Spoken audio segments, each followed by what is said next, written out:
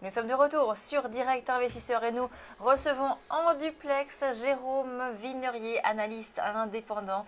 Bonjour Jérôme. Bonjour Lucie, bonjour Antoine.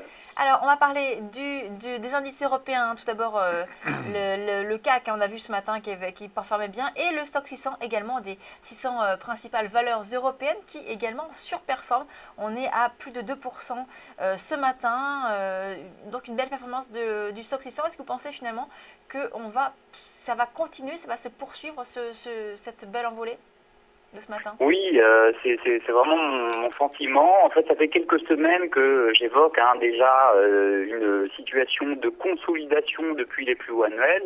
Donc savoir quand va se terminer combien de temps va durer cette période de consolidation et quand est-ce que va se faire le point bas, c'est toujours délicat.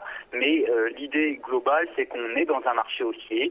On a gagné 40% à l'espace de 7 mois entre les plus bas d'octobre et les plus hauts annuels qui ont été inscrits courant avril, s'agissant du CAC 40. Donc 40% de hausse en 7 mois. Derrière, on a des prises de bénéfices, on a des regains d'incertitude, notamment autour de la Grèce. Donc voilà, les 2-3 derniers mois, c'était de la consolidation et les signes de force qu'on est en train de manifester ce matin, on voyait bien d'ailleurs depuis quelques jours que même si le CAC 40 marquait des nouveaux plus bas depuis 3 mois, on n'arrivait pas à accélérer à la baisse. Donc clairement, l'issue de cette période de consolidation devrait se faire par le haut. Et quand on voit comment justement on ouvre aujourd'hui, on gagne 3% avec un gap haussier justement suite à des regains d'espoir quant à l'aboutissement de cette situation avec la Grèce, c'est de bon augure pour justement les marchés actions. Les perspectives s'améliorent, on y voit plus clair. Donc moi je continue d'anticiper un retour sur les plus hauts annuels dans le courant de l'été, que ce soit le Stoxx 600, que ce soit le CAC 40. On a d'ailleurs vu aux États-Unis le Nasdaq Composite revenir sur ses plus hauts depuis 2000. Donc clairement, la tendance de fond haussière de moyen terme que l'on a connue entre l'automne 2014 et le printemps 2015 n'est pas révolue. On a eu une période d'accalmie, de consolidation, et on semble vouloir s'en extraire par le haut, comme le démontre clairement le regain d'appétit pour les actions américaines et européennes, justement ces derniers jours, et en particulier ce matin. En effet, on a cette belle progression sur les indices européens, le CAC notamment. Alors le CAC, on en parlait à l'instant avec Antoine, on a vu toutes les valeurs qui étaient orientées à la hausse, et notamment le secteur des télécoms, suite à cette annonce du patron d'Altis, Patrick Drahi, qui a fait donc une offre de 10 milliards d'euros sur Bouygues Télécom. Oui, c'est impressionnant. D'ailleurs, ce sont les valeurs qui sont les plus traitées en termes de volume. C'est assez impressionnant, et même en termes de volatilité, puisque Numéricable SFR gagne 15%, Altis également, Bouygues 14,5%. Donc la cible, on a déjà un volume journalier en l'espace d'une heure et demie de cotation.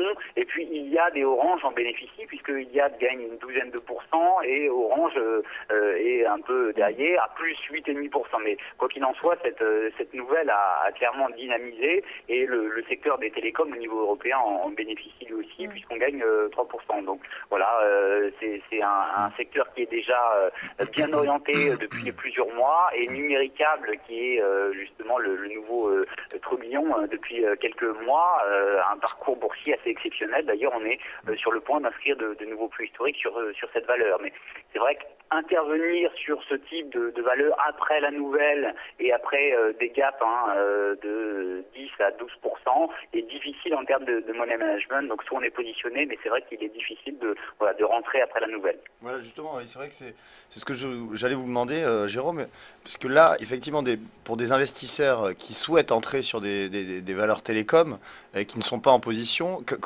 quelle est la stratégie qu'on peut adopter? Est-ce qu'on attend donc des replis ou alors on regarde le train passer, mais malheureusement, on n'a plus vraiment un money management optimal?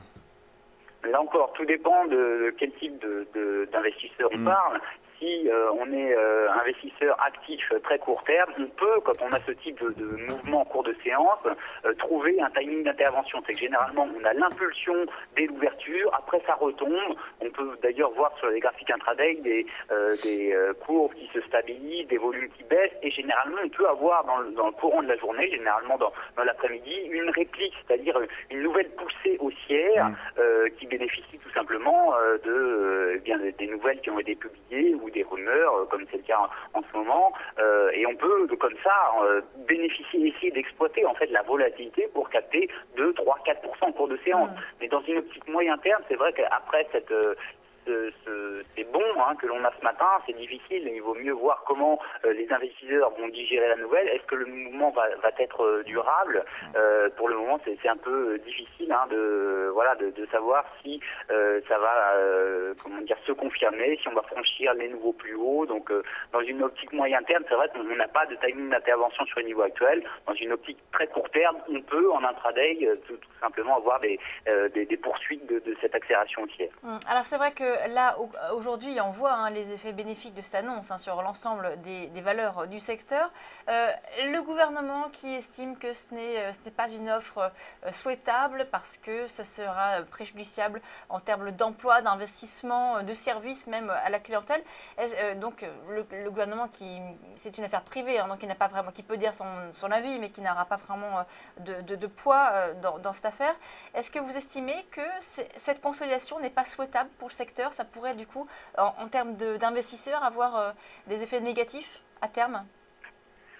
Ça, je ne veux pas me prononcer sur cet aspect. En termes de, quand on est investisseur, on raisonne sur des aspects liés à la rentabilité. Donc après, ce que l'on constate depuis l'introduction de nouveaux acteurs comme Iliad a dynamisé le marché. Donc les acteurs historiques en ont pâti. Et à l'inverse, ces nouveaux acteurs comme Iliad ou Numéricable ont connu des parcours boursiers assez exceptionnels. Donc c'est vrai que si on a de nouveaux monopoles qui se reconstitue, ça pourrait pâtir aux consommateurs, mais profiter à ces acteurs. Après, pour la thématique purement boursière, on raisonne sur des aspects purement techniques.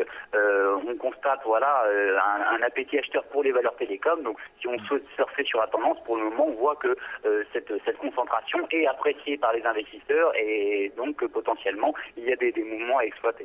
Alors, il y a également les valeurs bancaires qui se portent bien ce matin. On en parlait avec vous ce matin dans le Direct Marché, Crédit Agricole qui a également ouvert avec un gap haussier. On est à plus de 3,42% sur la valeur. Là encore, pareil, est-ce que c'est pas un petit peu trop tard finalement pour prendre le train en marche? Il vaut mieux attendre un repli peut-être sur le titre? Alors, à la différence du secteur des télécoms qui a progressé beaucoup plus tôt que les valeurs bancaires, on a encore du potentiel sur ces valeurs. Et d'ailleurs, ce qui est intéressant, c'est que non seulement au cours du premier semestre, on a eu une surperformance des valeurs bancaires, mais la consolidation de ces dernières semaines, en particulier sur Crédit Agricole, a été très forte. C'est-à-dire qu'on a beaucoup moins baissé et surtout, on est vraiment à 3% seulement des plus hauts annuels sur Crédit Agricole, tandis que le CAC 40 est lui autour de 6%. Donc on sent une valeur ici, Crédit Agricole, qui a vraiment la capacité de rapidement revenir sur ses plus hauts et s'en affranchir. Donc pour profiter tout simplement du redémarrage, du regain d'appétit des investisseurs pour les actions, c'est vrai que se surpondérer sur les valeurs bancaires, en particulier Crédit Agricole, me semble une stratégie intéressante pour les 2-3 prochains mois, puisque ça fait partie des valeurs qui devraient vraiment tirer les marchés actions à la hausse, et on le voit d'ailleurs clairement avec le comportement de Crédit Agricole ces dernières semaines, et le fait qu'on y voit plus clair sur la Grèce notamment devrait tout particulièrement bénéficier à ce secteur. Alors, pour terminer, Jérôme, on va parler de l'euro-dollar, parce que c'est une paire que vous suivez particulièrement. L'euro-dollar qui baisse ce matin, on est à 1,1330. On pensait peut-être que l'euro allait profiter justement de cette embellie sur les marchés européens, mais ce n'est pas du tout le cas. Comment l'expliquez-vous ? Alors, l'euro-dollar, d'une manière générale, est vraiment en phase de retournement progressif depuis maintenant 3-4 mois, puisque après avoir fortement baissé entre mai 2014 et la zone des 1,40$ et puis les plus bas annuels qu'on avait marqués au mois de mars à 1,05$, on a une structure qui apparaît en épaule, tête-épaule. Il faut vraiment se mettre sur une base hebdomadaire pour la voir apparaître. Et voilà, depuis quelques jours, on est positionné sous la ligne de coup, donc la résistance est à 1,1450. Il y a une certaine hésitation. C'est la raison pour laquelle, de mon point de vue, il n'y a pas grand-chose à en attendre à très court terme. Mais si on venait à franchir ce niveau, eh bien, on aurait là, pour le coup, un potentiel d'appréciation conséquent à moyen terme pour aller viser la zone des 1,25. Ce sera un potentiel d'appréciation d'une dizaine de pourcents en faveur de l'euro face au dollar américain. Donc, voilà, pour le moment, on fait une certaine hésitation. La semaine dernière, on a eu un rendez-vous important aux États-Unis, le FOMC. On a vu que le dollar américain a fait l'objet de quelques hésitations. Donc voilà, tant s'agissant de la zone euro que des États-Unis, il y a de nouvelles informations qui sont en train d'apparaître. Donc c'est la raison pour laquelle, pour le moment, on sent des opérateurs sur les marchés d'échange qui sont encore un peu hésitants. Mais voilà, c'est le niveau clé, en tout cas, que je vais surveiller, qui aura des implications sur l'ensemble du deuxième semestre 2015, donc à suivre de près, il y a un 14,50. Et un mot pour terminer sur le pétrole qui rebondit légèrement, on est toujours un petit peu sur les mêmes niveaux. C'est vrai qu'il semble que ce rebond finalement s'essouffle un petit peu. Est-ce que vous pensez que là le pétrole, le rebond touche à sa fin ? Alors pour ce qui est du pétrole, en ce qui me concerne, j'estime qu'on est vraiment dans un retournement là aussi. En fait, ça a été de pair avec la dépréciation de la monnaie unique européenne et de l'appréciation du dollar américain. On a eu des matières premières sous pression.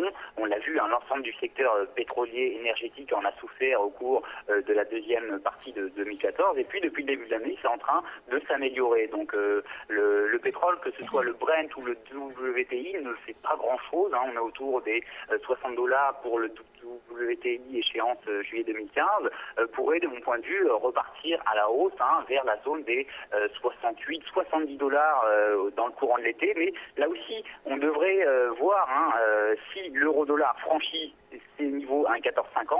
Cela signifie qu'on va avoir une baisse du dollar américain, donc ça va profiter aux matières premières. On l'a vu là aussi en fin de semaine dernière avec les métaux précieux qui étaient recherchés, donc plusieurs éléments qui vont dans le même sens, qui sont plutôt en faveur de ce scénario, mais qui demandent bien sûr à être confirmés. On suivra ça ces jours prochains.